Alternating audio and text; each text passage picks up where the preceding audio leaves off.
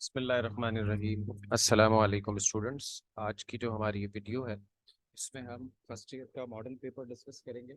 और जो ये रिवाइज मॉडल पेपर है जैसे कि आपको दिख रहा होगा इसमें लिखा हुआ है रिवाइज मॉडल पेपर, जो कि बोर्ड ऑफ इंटरमीडिएट ने इशू किया है, उसको हम देखेंगे। ये बोर्ड की वेबसाइट ऑफिशियल वेबसाइट पे मौजूद है।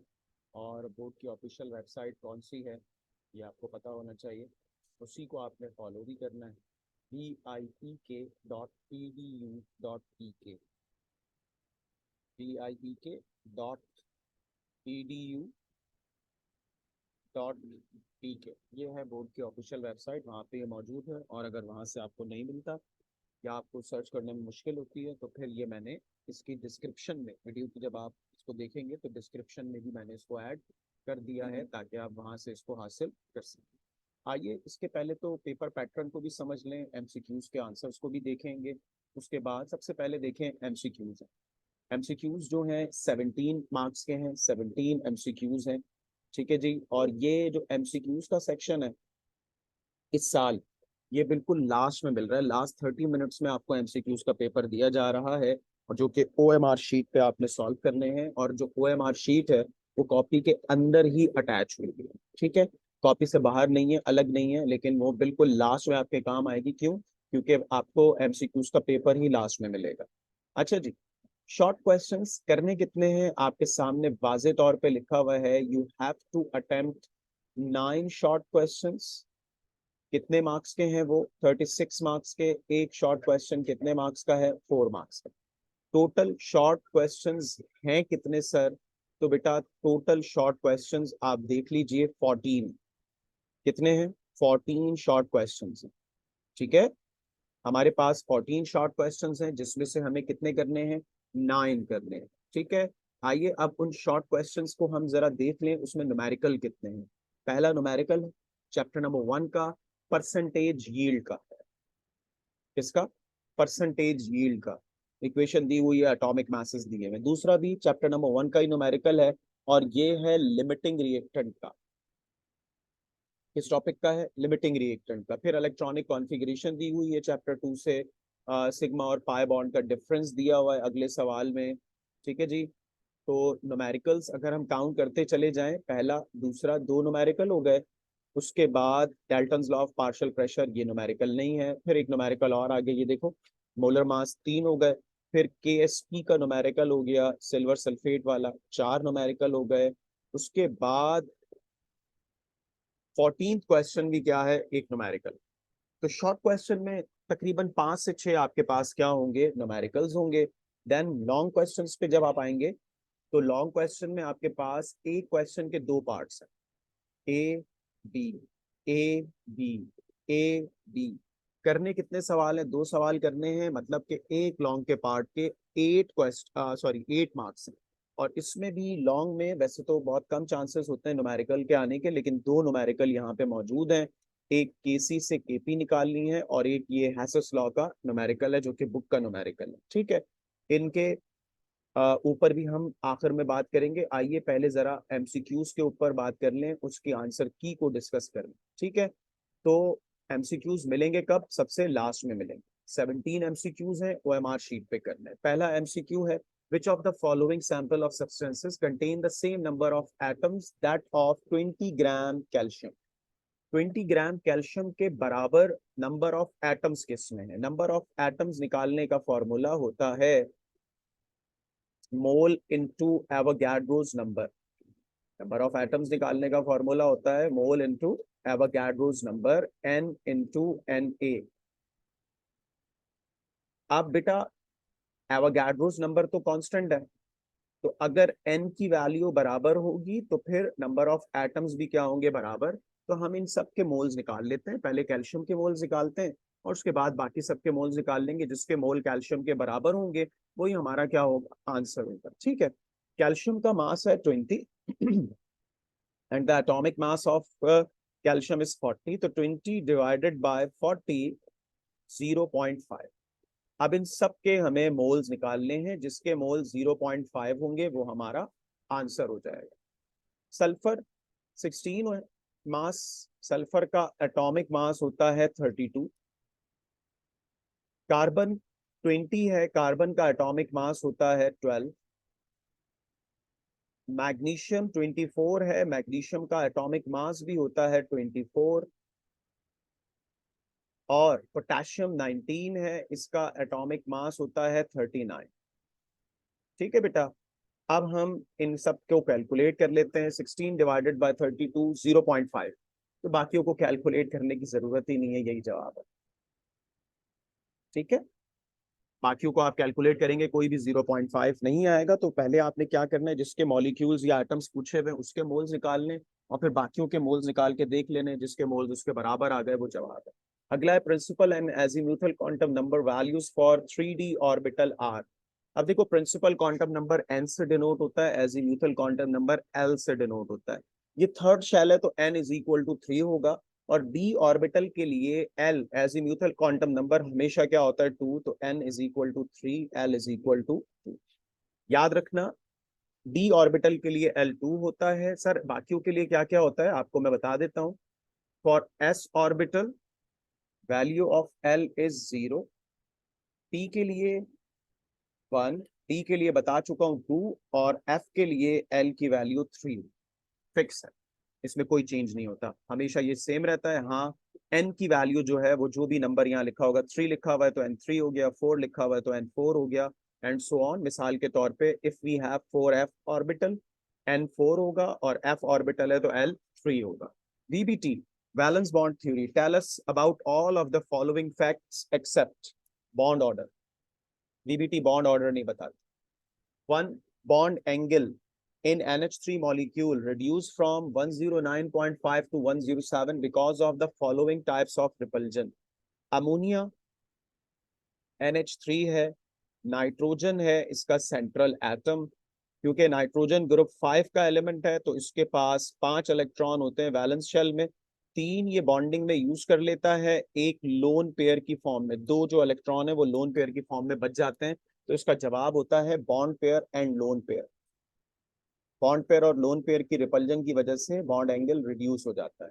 Gas is more ideal at, याद रखो सबसे पहले गैसेस आइडियल किस कंडीशन पे होती हैं? हाई टेम्परेचर,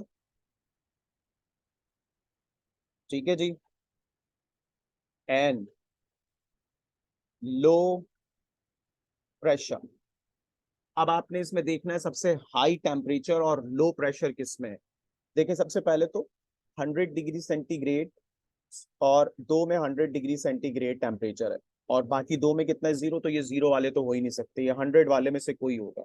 फिर 100 वाले में एक में 200 एटीएम प्रेशर दिया हुआ है, तो ये तो हाई प्रेशर है। लो प्रेशर कितना है 1 ATM, hence the answer is 100 degree centigrade and 1 ATM. The principle involves in the liquefaction of gas is Joule-Thomson effect. Joule Thomson effect जो होता है वो इन्वॉल्व होता है किसमें? गैसेस की लिक्विफिकेशन में। और गैसेस की लिक्विफिकेशन में एक बात और याद रख लीजिए, इसके लिए जो मेथड यूज होता है वो कहलाता है लिंडेज, LINDE। लिंडेज मेथड कहलाता है, जो कि इस्तेमाल होता है जनाबे आली किसके अंदर? गैसेस की लिक्विफिकेशन के अंदर। उसके बाद कह रहे हैं which of the following molecule possess strongest London forces, इनमें सबसे ज्यादा स्ट्रॉन्ग लंदन फोर्सेस किस में होंगी? अब अगर हम इनको कंपेयर करेंगे तो हाइड्रोजन, हीलियम, ये तो दोनों की दोनों छोटे साइज की गैसेस हैं। जितना साइज एटम का या मॉलिक्यूल का बड़ा होता जाता है उतनी लंदन फोर्सेस क्या होती हैं? बढ़ती हैं। और साथ साथ जितने एटम्स किसी मॉलिक्यूल में बढ़ते हैं उतनी भी लंदन फोर्सेस बढ़ती हैं। तो सबसे ज्यादा एटम्स किस में है? CH4 में, इसीलिए CH4 की लंदन फोर्सेस इनमें सबसे ज्यादा क्या होंगी? स्ट्रॉन्ग। ठीक है, क्योंकि लंदन फोर्सेस किस पर डिपेंड करती है? एक तो साइज ऑफ एटम, अगर एटम्स हैं सारे तो साइज पे, और फिर अगर मॉलिक्यूल कोई आ जाएगा तो मॉलिक्यूल में सब एटम्स जिसमें ज्यादा होंगे उस पे लंदन फोर्सेस डिपेंड करेंगी, जितने एटम ज्यादा उतनी लंदन फोर्सेस भी स्ट्रॉन्ग। क्लियर हो रही है बात? कॉन्सेप्चुअल एमसीक्यूज है बेटा, इनको समझना है, क्योंकि अगर इस टाइप के और कोई एमसीक्यू आ जाए तो आपको उनको भी सॉर्ट आउट करना है। अच्छा जी, आगे की तरफ बढ़ते हैं। After the first 7 MCQs, 8 MCQ हमारे पास है। The a big crystal can be cut or split into smaller size of identical shape. This phenomena is called cleavage. The breakage of a large crystal into small crystals of identical shape is called cleavage. If the radius of Zn is 0.74 and sulfide is 1.84 angstrom, the radius ratio of ZnSS. देखो radius ratio का formula होता है positive ion का radius यानी कि cation का radius divided by A9 का radius. तो पॉजिटिव आयन का रेडियस है 0.74 और नेगेटिव आयन का रेडियस है 1.84। अब अगर हम रेडियस रेशियो निकालें तो न्यूमरेटर छोटा है, डिनोमिनेटर बड़ा है, तो पॉइंट में आंसर आएगा। सॉल्व करेंगे इसको तो ये एग्जैक्ट आएगा 0.4। Kp is equal to Kc when delta n is equal to, देखो सबसे पहले तो तुम्हें Kp और Kc के फॉर्मूले का पता होना चाहिए। Kp is equal to Kc R T, इसकी पावर होती है डेल्टा n, मैं डी लिख रहा हूं, डेल्टा n पावर है इसकी, ठीक है। अब ये पावर जब जीरो होती है तो Kp और Kc क्या होते हैं, बराबर, वरना Kp Kc की वैल्यू बराबर नहीं होती। ये डेल्टा n क्या होता है, ये प्रोडक्ट के मोल माइनस रिएक्टेंट के मोल होते हैं, तो जीरो जब होगा Kp और Kc क्या होंगे, बराबर। The unit of rate constant for the first order reaction is, सबसे पहले एक बात याद रख लो, ऑर्डर ऑफ रिएक्शन पर डिपेंड करती है Kc की यूनिट, सॉरी Kc कह रहा हूँ, रेट कांस्टेंट की यूनिट डिपेंड करती है किसके ऊपर, ऑर्डर ऑफ रिएक्शन के ऊपर। और फर्स्ट ऑर्डर रिएक्शन के लिए जो यूनिट होती है वो होती है second inverse. Which of the following set is categorised into partially miscible liquid pair. देखो अब मिसिबिलिटी डिपेंड करती है नेचर के ऊपर, अगर दोनों के दोनों लिक्विड्स जो हैं वो पोलर हैं तो फिर मिसिबल होंगे, नॉन पोलर है दोनों तो भी मिसिबल होंगे। अब बेंजीन और वाटर बिल्कुल भी मिसिबल नहीं होंगे because benzene is non polar and water is polar. Methanol and water दोनों पोलर है, miscible completely. Benzene non polar, टॉलिन non polar, miscible completely. Phenol और वाटर ये है partially miscible because water polar है और फिनोल स्लाइटली पोलर है, slightly non polar है क्योंकि इसके अंदर पोलर पार्ट भी होता है, हाइड्रोफिलिक भी होता है, हाइड्रोफोबिक भी होता है, तो इसकी वजह से फिनोल और वाटर इसका answer. Last 5 MCQs. Conjugate base of HCO3 is CO3 minus 2। कैसे सर, हम कैसे पता चलाएंगे, देखो आसान तरीका बताता हूँ तुम्हें। कॉन्जुगेट बेस अगर कभी भी किसी का बनाना हो ना तो उस चीज में से H निकाल, अब HCO3 में से H निकालें क्या बचेगा, CO3, तो CO3 हो गया कॉन्जुगेट बेस, ठीक है। Milk is an example of this type of colloid emulsion. Milk emulsion में आता है और ये आपकी बुक में पूरा टेबल बना हुआ है पेज नंबर 213 के ऊपर, वहां से भी आप आइडिया ले सकते हो। Which of the following enthalpy change is always negative. थोड़ा सा एमसीक्यू कंट्रोवर्शियल टाइप का है मगर इसका आंसर है एंथैल्पी ऑफ कंबस्शन, क्योंकि आपकी बुक में एक लाइन लिखी हुई है कि कंबस्शन जो होती है वो हमेशा एक्सोथर्मिक होती है और एक्सोथर्मिक के लिए एंथैल्पी चेंज क्या होता है, negative. Which of the following is not a state function, तो वर्क डन जो है वो स्टेट फंक्शन नहीं। स्टेट फंक्शन वो होते हैं जो सिस्टम की इनिशियल और फाइनल स्टेट पे डिपेंड करते हैं, वर्क डन जो है वो स्टेट फंक्शन नहीं है।